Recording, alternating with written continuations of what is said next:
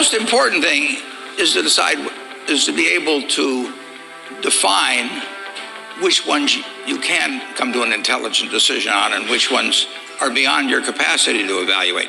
You don't have to be right about thousands and thousands and thousands of companies.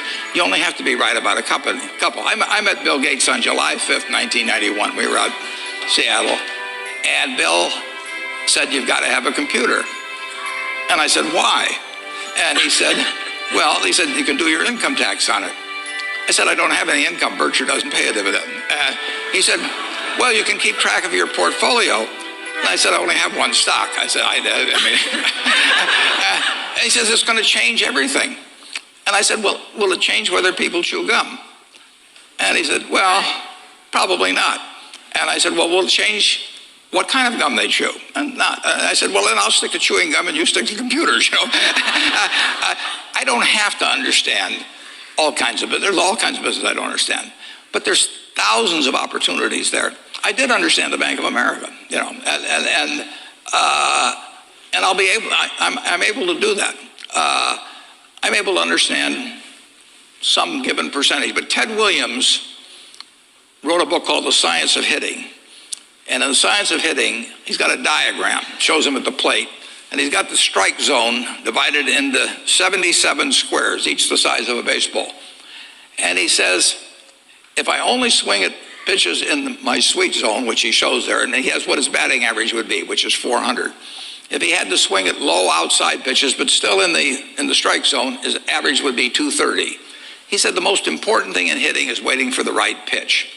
Now, he was at a disadvantage because if the count was 0-2 or 1-2 or so on, even if that ball was down where he was only going to bat 230, he had to swing at it.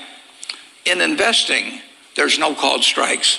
People can throw Microsoft at me and, you know, you name it, any stock, General Motors, and I don't have to swing. And nobody's going to call me out on called strikes. I only get a strike called if I swing at a pitch and miss. So I can wait there and look at thousands of companies day after day, and only when I see something I understand and when I like the price at which it's selling, then if I swing, if I hit it, fine. If I miss it, it's a strike. But it's an enormously advantageous game. And it's a terrible mistake to think you have to have an opinion on everything. You have to have an opinion on a few things. In fact, I've told students, if when they got out of school, they got a punch card with 20 punches on it, and that's all the investment decisions they got to make in their entire life, they would get very rich because they would think very hard about each one.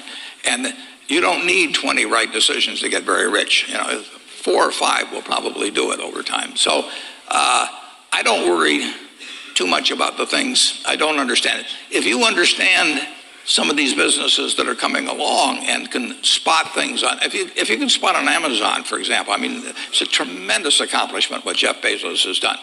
And I tip my hat to him. He's a wonderful businessman. He's a good guy too.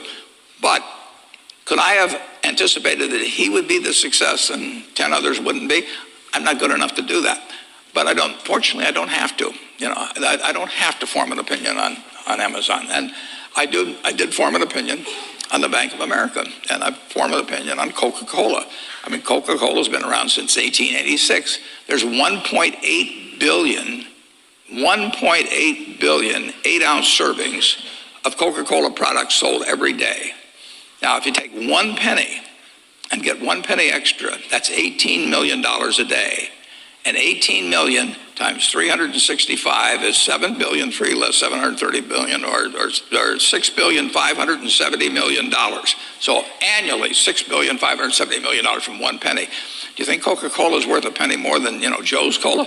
I think so. So, you know, and I've got about 127 years of history that would indicate it. So those are the kind of decisions I like to make. And you may have an entirely different field of expertise than I would have, and probably much more up to date in terms of the kind of businesses that we're seeing evolve. And you can get very rich if you just understand a few of them and understand their future.